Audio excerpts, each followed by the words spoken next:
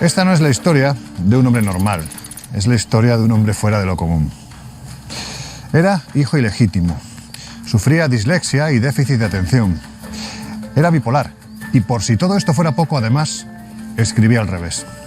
Con estas credenciales, no me negaréis que parece increíble que 500 años después sea considerado una de las mentes más brillantes y desestabilizadoras de la historia de la humanidad. Defendéis que esto es algo más que una obra pictórica, que realmente Leonardo la utilizó para llenarla, ¿cómo decirlo?, ¿De códigos secretos? Códigos secretos. ¿Sería la Gioconda el gran enigma de Leonardo da Vinci? Cualquiera de nosotros googlea Gioconda, noticias. Cada día hay una o dos. Hay información, claro. ¿Pero quién era? Pero José Luis, ¿por qué dices que Leonardo podía haber llegado hasta ese punto de obsesión con la figura de Magdalena? Porque él era cátaro. Y al levantar la losa del altar mayor, descubre que uno de los pilares de origen visigótico tiene en su interior ocultos unos pergaminos. En los próximos minutos nos vamos a poner tras la pista de un genio descomunal, cuya vida, como no podía ser de otra forma, estuvo rodeada de misterio. Os hablo del gran Leonardo da Vinci. Comenzamos.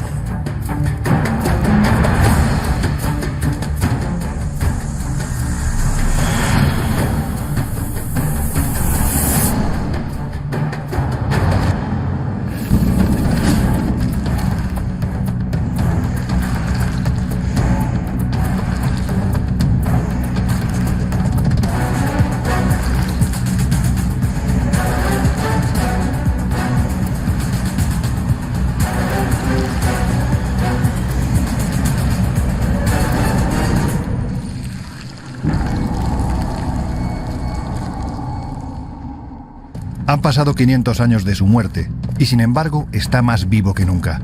Su recuerdo, su obra, sus contradicciones y lo poco que sabemos de su persona han contribuido a que alrededor de Da Vinci todo surja como un gran misterio.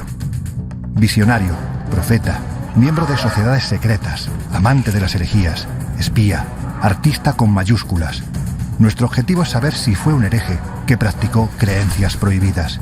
Creencias que ocultó en sus cuadros, porque de conocerse lo hubiesen llevado a la hoguera. Y empezamos con uno de los grandes expertos mundiales, Cristian Gálvez, comisario de esta exposición y un gran apasionado de la vida de Leonardo. Maestro. ¿Qué pasa, amigo? ¿Cómo estás? ¿Cómo está? ¡Qué ilusión! Oye, vaya exposición más alucinante. Bueno, la curiosidad, que ya sabes que es el motor de nuestras pasiones. Claro, yo creo que la gente te conoce perfectamente porque llevas mucho tiempo presentando uno de los programas emblemáticos de la televisión nacional, pero quizás no conocen tanto esa faceta, esa pasión tuya que es la vida de Leonardo, ¿verdad? Hombre, si después de esta exposición no termina conociéndolo, es que algo he hecho mal, algo he hecho mal. Pues ¿te parece que hablemos un poco de él? De lo que tú quieras. Vamos a sentarnos. Venga. Oye, Cristian, ¿qué tiene Leonardo para que 500 años después de su muerte todavía hoy siga fascinando incluso más que en su tiempo? Bueno, yo creo que, yo creo que por un lado es la exageración de la figura que nos ha llegado de Leonardo desde el siglo XIX, desde el romanticismo, ¿no?, en el que se le convierte en un genio universal, cuando en realidad al que consideraban genio era Miguel Ángel, uno de sus mayores enemigos artísticamente hablando. Claro, estamos en una época posiblemente la más fascinante de la historia reciente de la humanidad, ¿no? Porque las artes, las ciencias, la cultura, es una explosión tremenda en la que surgen genios. Has citado, ¿no?, a Miguel Ángel. ¿Qué diferencia Leonardo de estos otros genios del Renacimiento? Bueno, yo creo que la polimatía, la multidisciplina. Sí que es verdad, bueno, Miguel Ángel también era polímata, pero estamos hablando de dos tipos de inteligencias bastante diferentes, ¿no? En el caso de Leonardo lo que buscaba era la sincronía entre los conocimientos. Y eso está muy bien, porque Leonardo dominó 14 ramas del saber, solo una era la pintura. Pero mientras realizaba, por ponerte algún ejemplo, estudios hidráulicos, cómo se mueve el agua, lo aprovechaba para poder pintar el cabello, ¿no? Entonces buscaba constantemente esta sincronía de conocimientos. Claro, da la sensación de que sabemos mucho de sus luces, ¿no?, especialmente representadas en el arte, ¿no?, en lo que nos ha legado. Pero si las tiene, háblame de sus sombras. Pero son mucho más interesantes. Más interesantes, ¿verdad? Claro, mucho más, porque es lo que le convierte en un ser humano de carne y hueso. Leonardo fue un fracasado. Y lo digo con todas las palabras y con F mayúscula. Es decir, fracasó en Florencia, fracasó en Milán, en Venecia, en Roma, y solo triunfó los 3 últimos años de su vida en Francia. Hay un cuadro que a mí me fascina, hemos hablado en alguna ocasión de él, que es la Virgen de las Rocas. Yo creo que ahí lo que representa es todo lo contrario a lo que, en este caso, la persona que se lo encarga busca precisamente de ese cuadro. Háblame de él. Hace lo que le da la gana, porque de repente la primera y la segunda versión de la Virgen de las Rocas representa un episodio que no aparece en la Biblia, que aparece en los evangelios apócrifos. ¿Y eso cómo es posible? No lo sabemos, porque si no recuerdo mal, tú sabes más de esto. Evangelios apócrifos, 1945-46. Nahamad y el desierto de Egipto. Escritos en copto. Claro. Es decir, ¿cómo Leonardo tuvo acceso a esa información? ¿Cómo? No tengo ni idea. Vamos a analizar por unos instantes el cuadro del que estamos hablando, porque no hay duda de que la Virgen de las Rocas es una de las obras más extrañas de Leonardo. Lo empezó a pintar en 1483 por encargo de los franciscanos de Milán. Y es que lo que en un principio debía de ser un homenaje a la Inmaculada Concepción de la Virgen se había convertido en algo enigmático, casi pagano, porque lo que Leonardo pintó no era un pasaje contenido en los evangelios oficiales, sino en los conocidos como apócrifos, textos no reconocidos por la Iglesia, que contaban una realidad de la vida de Jesús muy distinta a la oficial. En la escena aparecían la Virgen, el arcángel Uriel, Jesús y San Juan de niños, reunidos en una cueva durante su huida a Egipto. Ninguno tenía halo de santidad, demasiado humanos, como la futura iglesia pobre de San Juan, que nada tendría de opulenta o divina. Finalmente fue obligado a repetirlo, ahora sí, con los atributos propios de las pinturas religiosas. Salvamos a su rostro. El más conocido es el que está en la Biblioteca Real de Turín. De hecho, incluso una serie de investigadores que afirman que hasta el mismísimo Hitler se interesó por este rostro a raíz de la fuerza que desprendía. Háblame de este autorretrato porque me da la sensación de que tiene trampa, ¿no? Y mucho enigma. Es decir, hasta Führer consideraba que si poseía, ya sabes que dentro de la búsqueda de las SS y de los nazis, bueno, incluso el supuesto autorretrato de Leonardo, porque mirándole fijamente a los ojos le otorgaría un poder determinado, ¿no? En 1886 se hace un recuento de la Biblioteca Real de Turín y le denominan retrato de anciano a la sanguina. No es Leonardo todavía. Solo es a finales del siglo XIX cuando dicen, vale, es Leonardo. Se queda como iconografía oficial de Leonardo. Pero aquí sí hay uno. Aquí está la tábula lucana. La tábula lucana. Desde tu punto de vista, ese cuadro sí es realmente el autorretrato de Da Vinci. Desde el punto de vista científico, reúne todas las condiciones para representar a Leonardo. Bueno, desde el punto de vista artístico, reúne también todas las condiciones. Incluso las huellas dactilares concuerdan directamente con las huellas encontradas en la Dama del Armiño. Hay que recordar que el único cuadro atribuido al 100% a Leonardo es la Dama del Armiño. O sea, más probabilidad que la Gioconda. Las huellas dactilares coinciden. Es decir, a día de hoy no hay ninguna prueba discrepante. Ninguna. No lo puede decir el supuesto autorretrato de Turín. Después retomaremos nuestra conversación con Christian, porque, como vemos, todo alrededor de Leonardo surge como un descomunal enigma, tanto como para que hasta Hitler crea en el poder que emana de sus obras y necesite poseerlas. Pero hay más. Por eso, en los próximos minutos, vais a poder comprobar que su vida estuvo rodeada de innumerables misterios. Ahí va una pequeña muestra.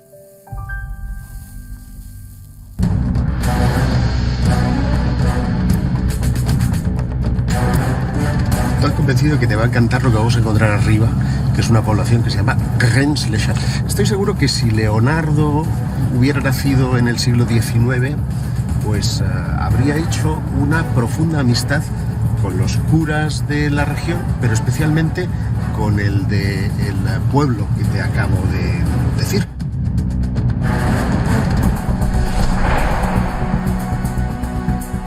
Estamos viendo a Jesús contemplando a María Magdalena, que sostiene en sus brazos a un niño o niña, no se puede distinguir, con una especie de paño escocés. Como una falda escocesa. Sí. ¿Hacia dónde huyeron precisamente los herejes? Pues huyeron hacia Escocia. Hacia Escocia. Alucinante, ¿verdad?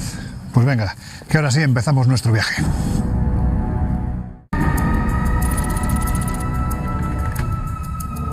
Al fin atravesamos la Toscana.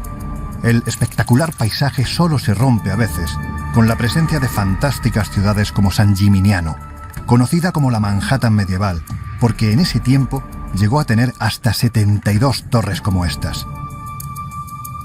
Y es que aquí hubo mucha riqueza, pero también guerras, conflictos que orientaron la imaginación creativa de Da Vinci.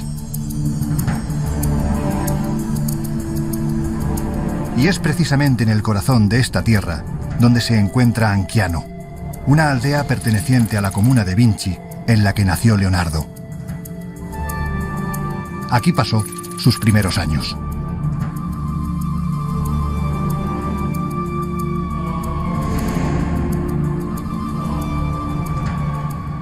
Pero donde empezó a surgir el genio, donde dio inicio la leyenda, es precisamente en la ciudad de Florencia. Pontevecchio. Hace honor a su nombre, ¿verdad? Pues por aquí seguro que anduvo Leonardo en un tiempo en el que muchos expertos aseguran que pudo estar en contacto con personas herederas de herejías antiguamente condenadas. ¿Con qué gente se relacionó? ¿Es cierto que ocultó mensajes en sus cuadros? No solo es cierto, sino que está comprobado. Y te pongo un ejemplo relativamente reciente. En el cuadro de la Virgen de las Rocas se ha descubierto camuflado en el paisaje un perro con correa. Es una crítica social, según dicen los entendidos, a la Inquisición, a los dominicos. ¿Te acuerdas que a los dominicos se les llamaba los perros de Dios? Sí, señor. Dominicanis. Bueno, pues efectivamente, los mensajes secretos están ahí y lo que no hay ninguna duda es que él tenía una especie de encriptamiento, tanto en su escritura como en su pintura, para descifrar mensajes solo para aquellos que tuvieran la clave. Un perro con correa. Ya tenemos una primera pista que nos lleva a pensar que Leonardo pudo seguir una corriente tan herética como la cátara. Después os hablaré de ello.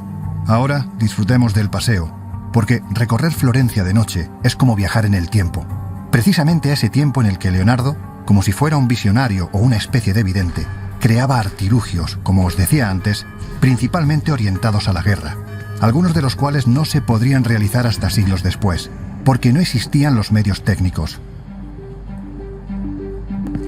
Si os parece, vamos a ver unos cuantos ejemplos.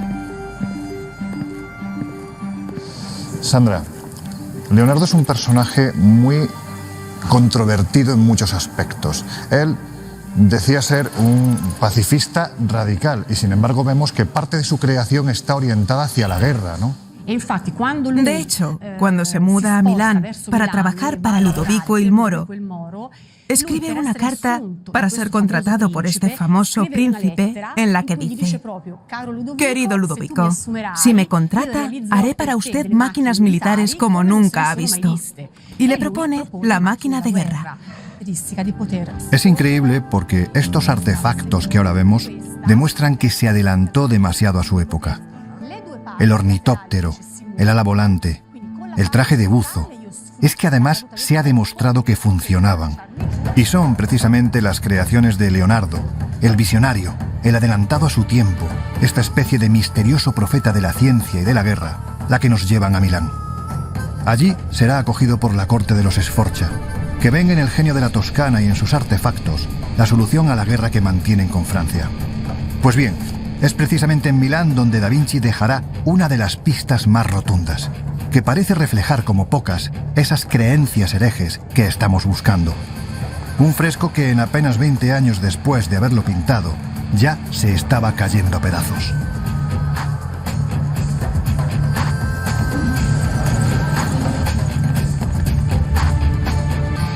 Ya estamos en Milán. He estado varias veces aquí y aún así, en la soledad de la noche, no deja de maravillarme la extraordinaria galería de Vittorio Emanuele, a través de la cual llegamos a la impresionante catedral gótica. Pero no es ni mucho menos el templo que más nos interesa. Hay otro del que dicen que guarda un enorme secreto en su interior. Un secreto que está a la vista de todos, pero no todos lo saben interpretar. Noche en Milán, noche fría. Es muy probable que una madrugada como esta de hace siglos, Leonardo anduviese nervioso camino de esta iglesia, Santa María delle Grazie. Porque en su interior estaba pintando la que para muchos expertos es, con permiso de Mona Lisa, su obra cumbre. Un trabajo tremendamente enigmático que ha logrado vencer al peor de los enemigos: el paso del tiempo. Venga, entramos. Para muchos investigadores es una obra repleta de enigmas, de mensajes secretos, de simbología oculta, incluso dicen que de geometría sagrada. Es La Última Cena. Es una maravilla, Josep, y parece milagroso que esté 500 años después aquí, ¿verdad? Ciertamente, y lo es porque ha sobrevivido en 1943 a 2 bombardeos. También incluso en la época napoleónica tengo entendido que este lugar era poco menos que un establo. Sí, ha sido de todo, además de ser una obra maestra del Renacimiento. De hecho, aquí justo en el pómulo de Jesús estaría el punto de fuga de la perspectiva que hacen que la mitad del cuadro esté a la luz y la otra mitad del cuadro esté en la oscuridad. Porque hay que decir, Josep, que hay muchos investigadores, entre ellos tú, que defendéis que esto es algo más que una obra pictórica, que realmente Leonardo la utilizó para llenarla, ¿cómo decirlo?, ¿De códigos secretos? Códigos secretos. Aquí estamos viendo un pescado que está cortado. Sí. Estamos viendo unas naranjas, pan y vino. Pero no vemos carne. Lo usual en una cena pascual es que se tomara cordero. Y esto ha llevado a pensar que de alguna manera Leonardo aquí está plasmando la dieta de los cátaros. Cuéntame quiénes eran estos cátaros, pues saber un poquitín más el por qué. Si realmente Leonardo coge parte de ese conocimiento y lo plasma en esta obra, entiendo que es porque a él ese conocimiento en cierto modo le convencía. No solo eso, hay quienes dicen que incluso llegó a practicarlo. Creían que la carne era la materialización del mal y que lo bueno tenía que ser la luz, el espíritu. Hay un detalle que a mí me llama mucho la atención. Vemos, por un lado, esta mano que está hacia abajo y esta otra mano que está hacia arriba. Sí. ¿Por qué? Porque esta es la posición que se utilizaba en Francia, concretamente en el país cátaro, para realizar el consolamentum, que era el último sacramento que tomaban los cátaros para irse hacia el espíritu, irse hacia la luz y renunciar a su cuerpo mortal, de manera que se dejaban morir de inanición. Pero es que hay más. Si te fijas, sí, he dejado para más adelante el tema de este personaje Jesjuan. Su rostro, y te lo puedo decir al 100%, concuerda perfectamente con el de una mujer. Pero hay que decir que en el Renacimiento era habitual representar especialmente a San Juan de esta forma. Sí, pero en este caso es seguro que es una mujer, porque si tú superpones el rostro de este San Juan con el rostro de la Virgen de las Rocas, encaja al 100%. Vamos a volver a la que posiblemente sea la escena más controvertida, especialmente a raíz, lógicamente, del Código Da Vinci, que es la posibilidad de que aquí estén representados marido y mujer. Bueno, es una de las teorías que propuso Dan Brown, pero es verdad que María Magdalena se habría ido hacia el sur de Francia y habría dado origen a toda una leyenda relacionada con los hijos de Jesús, porque no habría sido solo uno, sino que habrían sido varios hijos de Jesús. Si María Magdalena está aquí... ¿Dónde está San Juan? Claro, pues fíjate que Tomás tiene el dedo alzado, que es como Leonardo siempre pintaba a San Juan Bautista, de manera que lo ha metido en la composición de una forma simbólica. O sea, lo ha sincretizado el personaje como si fuera San Juan siendo otro apóstol. Exactamente. Fíjate que son dos concepciones distintas de la Iglesia, la de la pobreza frente a la ostentación y la materialidad que representa la Iglesia de Pedro, y toda la escena hay un grupo de 3 manteniendo una discusión que hay que interpretar en el contexto del neoplatonismo. Porque se sabe que Mateo se corresponde con un neoplatónico de la época. Y hay controversia acerca de si, en este caso, Judas, Tadeo, ¿Es o no es Leonardo. Mi opinión es que sí, porque si tú miras el retrato de Platón que hace Rafael y que toma a Leonardo como modelo, verás que encaja milimétricamente, salvo por el pelo, que lo coloca calvo y largas melenas, ¿no? Pero para mí podría ser perfectamente una discusión acerca de las nuevas ideas frente a la fe. Una discusión prácticamente científica. Claro, yo sé, pero aquí la pregunta es clara, ¿no? Porque si es Leonardo, está dando la espalda a toda la escena. La está dando porque comulga perfectamente con las ideas de este grupo en contraposición a todo lo demás, a las ideas de la Iglesia. O sea, en conclusión, lo que vemos en la última cena son una serie de ideas que Leonardo ha recogido, vaya usted a saber de dónde, la herencia que recibe de ese conocimiento, y que estarían mostrando en cierto modo lo que es la lucha de esa iglesia pobre de San Juan, de Magdalena, vamos a dejarlo ahí, con la iglesia que finalmente gana, que es la iglesia de San Pedro, y él le da la espalda a lo que es esa iglesia como institución y que hoy en día pues sigue vigente, ¿no? Así lo defendieron los cátaros, y por eso fueron condenados a morir en la hoguera. En unos minutos las pistas nos llevarán al país cátaro, ahora sí, siguiendo las huellas del Leonardo más hereje. Pero antes merece la pena detenerse en el que es el otro gran enigma de su vida, su madre. Analizada durante siglos, codiciada por las familias más poderosas de la historia, interpretada hasta la saciedad. Sobre ella se han formulado todo tipo de hipótesis, y aún así, continúa siendo un delicioso enigma. ¿Quién se esconde detrás de Mona Lisa? ¿Hay argumentos para defender que era su madre? ¿Puede ser ella el origen de sus creencias herejes? Cristian, a lo largo de la vida de Leonardo hay una figura que parece que va y viene constantemente y da la sensación además de que es uno de los principales enigmas de su vida, su madre. Su madre, bueno, Caterina, conocida como Caterina la esclava. Niccolo di Servani es un notario que es de Florencia, que es el maestro, el profesor de Serpiero. Serpiero es el padre de Leonardo, ¿no? A la muerte de Niccolo, Serpiero hereda ciertas propiedades y hereda una esclava de nombre Caterina. Serpiero di Furosino da Vinci está prometido con la hija de unos notarios. Sin embargo, tiene un escarceo amoroso con esta esclava, con Caterina. Fruto de esa unión, que nace de manera legítima Leonardo. Los primeros años de su vida vive con su madre de origen árabe. Esto vendría también, bueno, a certificarse en cierto modo en el momento en el que se realizan diferentes pruebas analíticas y se determina que Leonardo tenía el 30% aproximadamente, ¿no?, de genética árabe. Sí, de los pedazos de huellas dactilares, claro, al parecer que han encontrado los científicos, han podido vislumbrar, aunque no se ha podido rescatar el código genético completo, no corrupto, digamos, se llega a estimar que al menos un 30% es árabe. Es mucho, es mucho. Y esto puede irritar a según qué personas. Sí, claro. Vamos a la Gioconda. Estamos hablando de que todavía hoy sigue despertando enigmas, preguntas, pasiones. ¿Sería la Gioconda el gran enigma de Leonardo da Vinci? Cualquiera de nosotros, cualquiera del equipo, cualquiera que esté viendo este documental, googlea Gioconda, noticias. Cada día hay una o dos. Hay información, claro. Bruxismo, gases, estaba embarazada, no estaba contenta, etcétera, etcétera, etcétera. ¿Pero quién era? Claro, esa es la pregunta. ¿Quién era? ¿Quién o quién no era? Lo que sí es cierto es que Leonardo la llevaba siempre consigo. Claro. ¿Por qué? Otro gran enigma.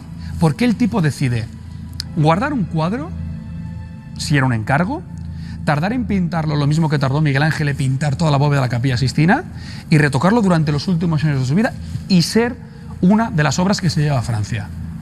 ¿Hay algún tipo de sentimiento, de afecto? ¿Hay algún tipo de conexión, de simbiosis con esa obra? Parece que sí. Parece que sí.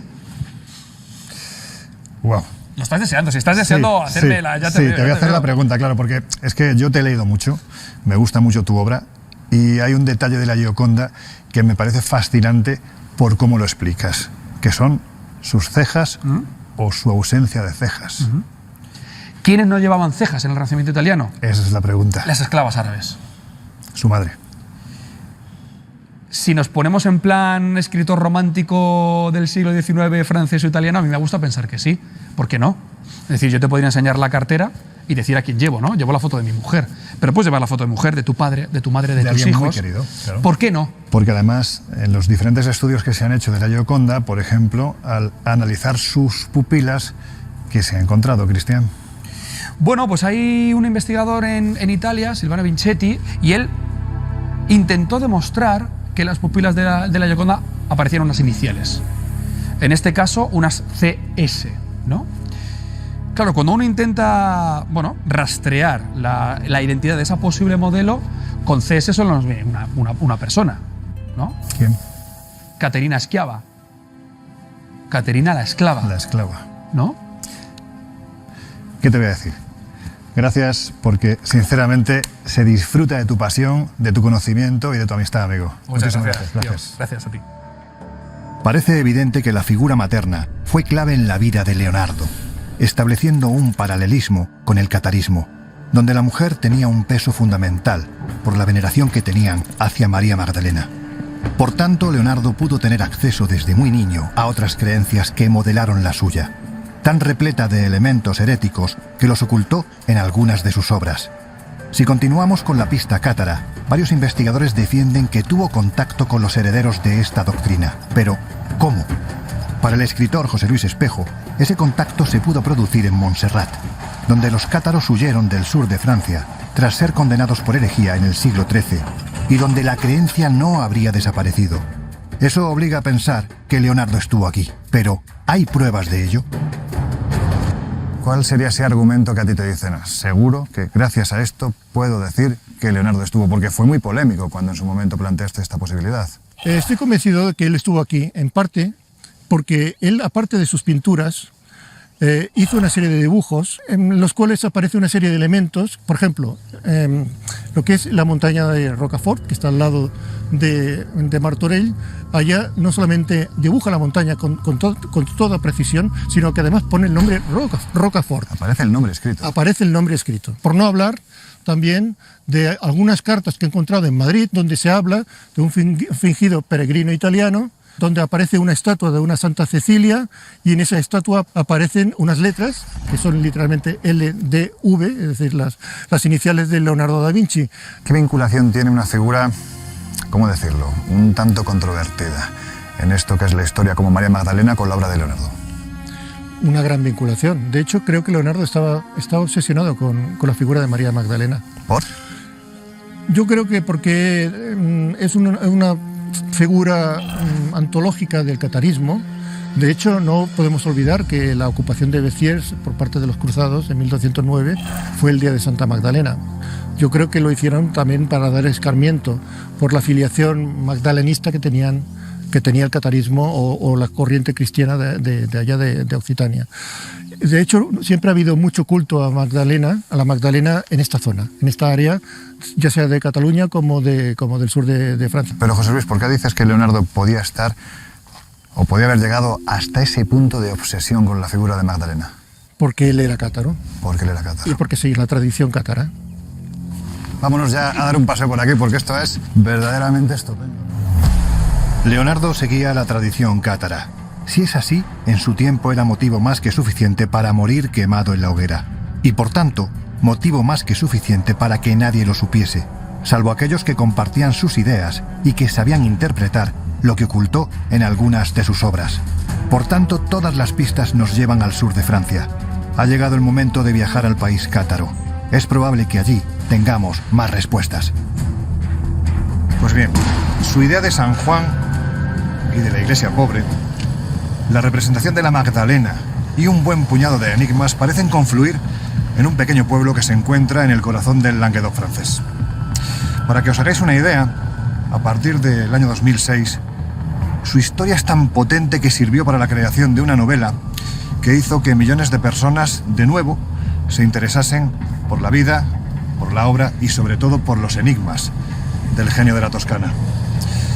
Aquella novela se titulaba El Código da Vinci.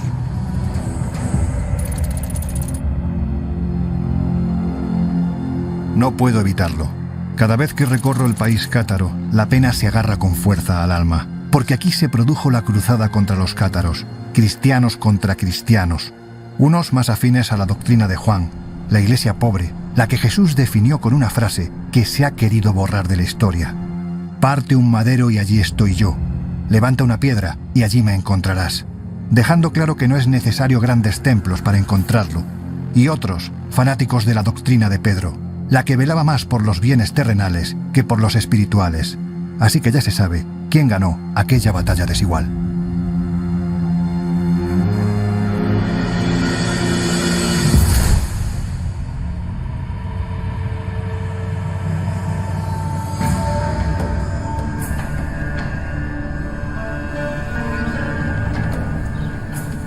Leonardo el genio, el bipolar, el zurdo, el encriptador de códigos en sus obras, el seguidor de una doctrina secreta, el hereje, ¿pudo practicar el catarismo? Las pistas que estamos siguiendo a través de sus actos y de los códigos ocultos en sus creaciones parecen indicar que sí. Pero, ¿quiénes fueron los cátaros y por qué pudieron influir, si es que lo hicieron, en las creencias de Leonardo? Un hombre del que Serge Bramley, en su libro El artista y el hombre, aseguraba que creía en Dios, aunque quizá no en un Dios muy cristiano. Lo descubría en la belleza milagrosa de la luz y en el armonioso movimiento de los planetas. Dicho así, parece que estamos hablando de un científico por encima de todo, ¿verdad? Pero no debemos de olvidar que su principal biógrafo, Giorgio Vasari, en 1550 dejó escrito que Leonardo llegó a tener unas concepciones tan heréticas que no se aproximaba a ninguna religión. Ahora veremos si su creencia tenía que ver o no con lo que defendían los cátaros. Venga, que ya llegamos. ¿Qué pasa, Josep? ¿Cómo estás? Qué alegría verte por aquí. ¿Qué pasa, amigo? Oye, vaya castillo, ¿no? Me gustaría que fuera mío, pero de momento es solamente del departamento de Corbières, que como sabes, este castillo, que es el de Peripertis, es uno de los más emblemáticos del país cátaro. O sea que entiendo que para hablar de catarismo, mejor sitio que este, ninguno, ¿no? Has llegado al lugar ideal. Pues venga, enséñamelo. Venga. Vamos a ello.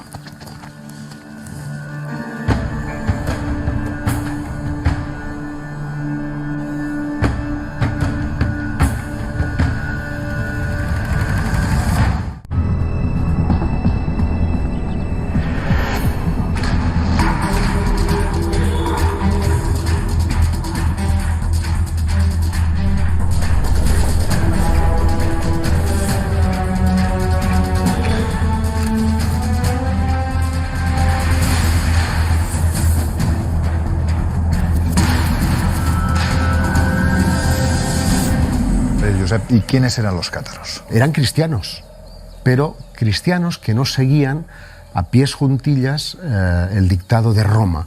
Por definir un poquitín su creencia, ¿en qué creían ellos? Ellos creían en que esta era una suerte de infierno, que era un paso previo a una vida espiritual plena en el que la materia no existía. De ahí que ellos no comieran carnes. Se puede decir que eran los primeros vegetarianos, vestían de blanco, y es curioso porque no repudiaban la cruz. Ellos no creían que Jesús pudiera ser crucificado. ¿Pudo Leonardo en algún momento de su vida haber tenido contacto con descendientes de la herejía?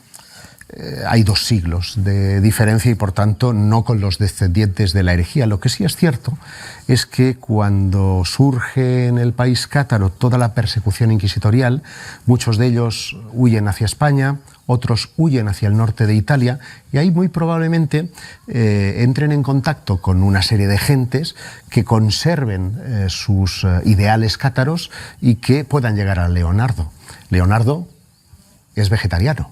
Leonardo viste de blanco y Leonardo se niega a representar crucificados en sus obras de arte.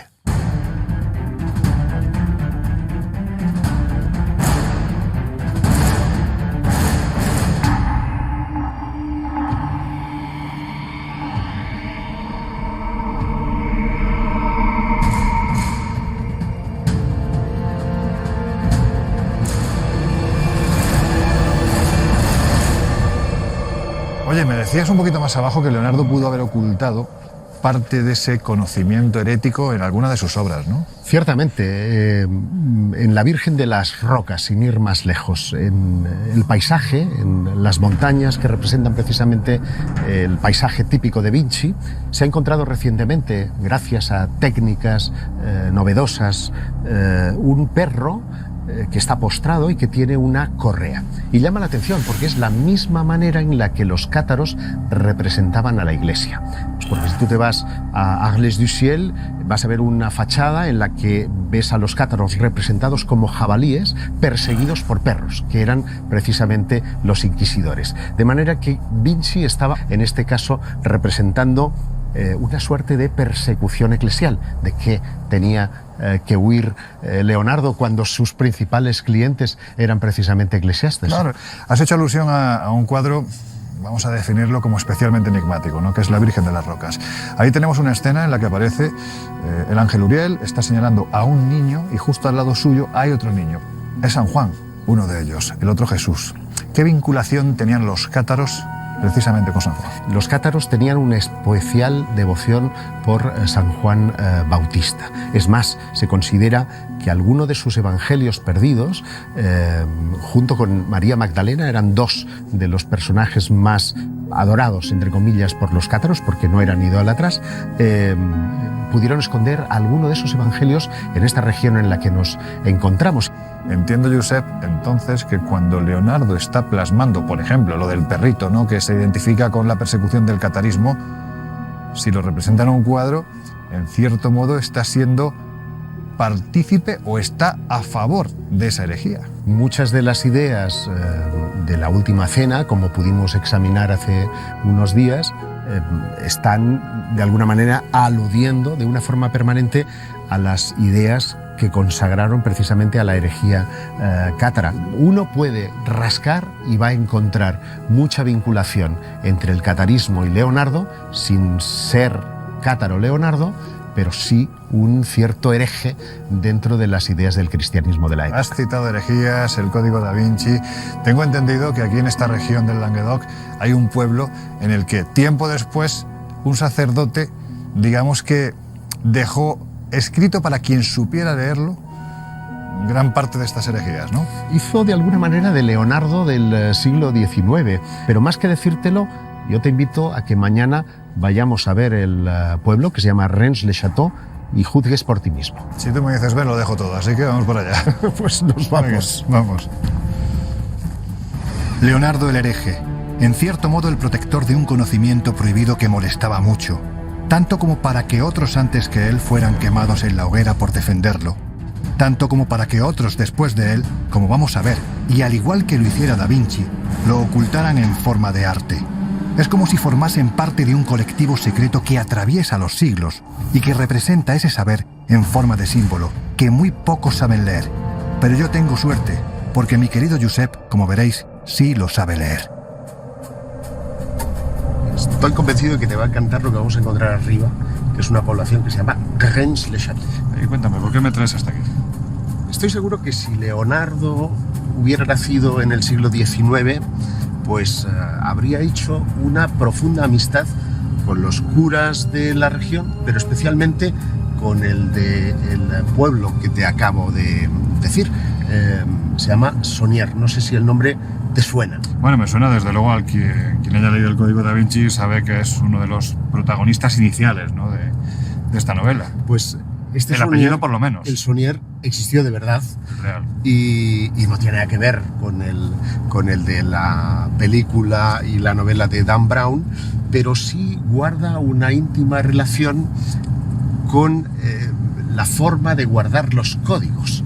Y por eso digo que Leonardo hubiera sido un gran amigo suyo, porque él sembró en todos sus dominios, pero especialmente en su iglesia, toda una serie de códigos alusivos a ese código, llamémosle neocátaro o revolucionario en su concepto de la iglesia. Pero vamos a ver, estamos hablando de un cura. Sí. Un cura que reflejó ese conocimiento herético en el interior de una iglesia. Estamos hablando de un cura muy especial. Ya sabía yo que aquí había trampa. Pues venga, vamos para allá. El Languedoc es maravilloso. Una tierra montañosa en cuyo corazón se encuentra el pueblo de Rennes-le-Château. Hoy apenas tiene 30 habitantes y, sin embargo, cuánta literatura ha generado el misterio que oculta. Pero, ¿por qué? ¿Tiene que ver con el catarismo y las ideas que siglos antes pudo plasmar Leonardo en sus cuadros? Todo parece indicar que sí.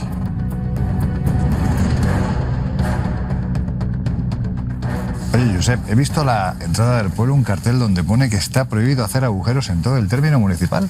Así es, en efecto, a finales de los años 60, el impacto de la historia del cura de la iglesia que vamos a visitar fue tal que vino hasta este lugar buscadores de tesoros de todo el mundo y se prohibió, evidentemente, poder hacer excavaciones arqueológicas. Vaya, vaya. Josep, ¿qué fue lo que ocurrió exactamente en este lugar hace algo más de 100 años, que digamos ha cambiado desde luego la historia de este pueblo, pero que no deja de ser tremendamente controvertido, ¿no? Pues lo que pasó, por resumirlo, es que un cura se volvió rico de la noche a la mañana. ¿El cómo? Cuando llega el señor Saunier a este pueblo, esta iglesia está poco menos que en ruina. Acomete unas obras con el dinero de una herencia y al levantar la losa del altar mayor descubre que uno de los pilares de origen visigótico tiene en su interior ocultos unos pergaminos. Y el hombre se quita de en medio a todos los obreros, pone en comunicación de su obispo el hallazgo y le manda a París, donde él se relacionará con algunas sociedades secretas, y cuando vuelve aquí y empieza a cometer obras que además llevan encriptados toda una serie de mensajes que, como vas a ver, tienen una íntima relación con la obra de Leonardo da Vinci. Por eso te digo que la mejor manera de comprobarlo es entrar y echar un vistazo. ¿Se nota que estoy deseando ya? Sí, ¿no? Pues venga, vamos. Vamos para allá.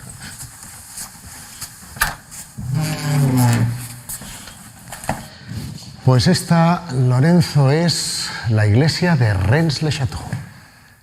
Rara. Muy rara. Muy rara. Quiero que prestes atención al altar mayor. ¿No hay nada que te llame la atención? Bueno, el conjunto de por sí ya es extraño, ¿no? Pero sí, lo primero que llama la atención, creo que vas por ahí, son los dos niños, ¿no? Uno en manos de la Virgen, otro en manos de San José. ¿Recuerdas cuando hablábamos de la Virgen de las Rocas? De la Virgen de las Rocas. Pues aquí ocurre exactamente lo mismo. Nadie sabe diferenciar quién es quién. Quién es Juan, quién es Jesús, buscando precisamente esa especie de ambivalencia. ¿Cuál era el verdadero, ¿no? ¿Cuál de ellos era el verdadero? Una idea, no lo olvides, que estamos en un entorno cátaro, donde se seguía a María Magdalena y se seguía a San Juan el Bautista como los verdaderos, como la esencia de la pobreza y no de la Iglesia de Roma. Y hay otra alusión muy llamativa, me parece a mí. La primera cosa que hace el cura de Rennes al llegar a la parroquia es colocar ese vitral, ¿sí? Que es una parte de la última cena. En este caso estás viendo a María Magdalena untando los pies, ¿verdad? Sí. Limpiando los pies de Jesús, y a 4 apóstoles que están a punto de empezar la última cena sin grial y sin comida. Llama la atención que San Juan está en una representación prácticamente leonardina de la última cena, sí, sin el halo de santidad. El altar mayor, lógicamente, entiendo que es la parte más importante de una iglesia, porque es donde se consagra la Eucaristía. Por supuesto. Claro, es que en el altar mayor lo que tenemos no es ni más ni menos que, una vez más, la presencia de María Magdalena con un libro en las manos, un cráneo en sus rodillas. Dos símbolos asociados a la masonería. Claro, la sensación que da desde luego cuando vemos esa María Magdalena es que parece que tiene un poquitín de barriguita. Sí, es una de las cosas que se ha especulado, junto a otra no menos curiosa, y es que hay quien especula que tal vez ese osario que está en la Saint-Baume en Marsella, que es donde supuestamente murió María Magdalena, sería falso, y que la verdadera Magdalena estaría aquí debajo. Aquí debajo.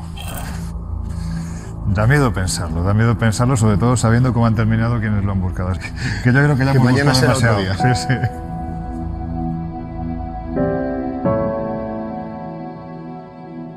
Quiero por último mostrarte el lugar seguramente más icónico de todo Rennes-le-Château. Wow. Se trata de esta torre neogótica y que se llama Magdala, en honor a la Magdalena. O sea, aquí es donde pasó más tiempo seguramente, me imagino que leyendo y aprendiendo. Leyendo, aprendiendo y seguramente aprendiendo esos códigos que tanto nos apasionan y que, como has visto, conectan perfectamente con la figura de Leonardo. Amigo, ha sido un placer, de verdad. Placer, querido. Terminamos viaje, vámonos. Reconozco que este viaje ha hecho que haya pasado de la fascinación al apasionamiento por Da Vinci. Poco importa que fuera hijo ilegítimo, que escribiese al revés, que ocultase o no códigos secretos en sus obras, que fuese buen cristiano, científico, filósofo o hereje. porque lo verdaderamente relevante es la historia de superación que hay detrás. La de un niño que nació con pocas posibilidades de salir adelante y la de un hombre al que la muerte no ha logrado, 5 siglos después, arrebatar la inmortalidad.